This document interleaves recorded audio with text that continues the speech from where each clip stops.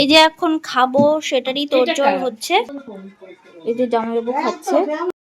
এই যে এখন সবাই খেতে বসেছি, এই দিদি দিচ্ছে।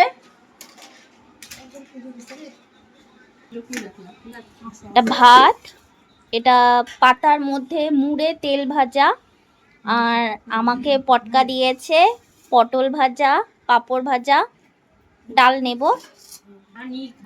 এখন দিচ্ছে কোয়াশ দিয়ে, এটা মুসুরির ডাল পাতলা করে করেছে। এখন খাচ্ছি গলদা চিংড়ির কষা।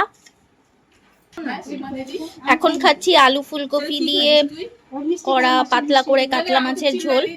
খাবারগুলো ভীষণই সুস্বাদু হয়েছে। এখন খাবো চিকেন কষা। এই যে গামলা আমাকে দিয়ে দিয়েছে, বলেছে তোর যতটা লাগবে খেতে। সীমা দিদি খুব ভালো চিকেন রান্না করে। আরেকবারও তো যখন এসেছিলাম জলপাইগুড়িতে তখন রেসিপি দেখিয়েছিলাম।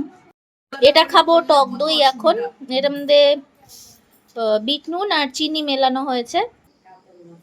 খাওয়া হয়ে গেছে। ওই মাসি আর মা বসে কথা বলছে, রিঙ্কুদি ওইখানে খাচ্ছে, আর সীমা দিদি আমাদেরকে কি ডগা পাতা পেরে দেবে সেই জন্য গেল।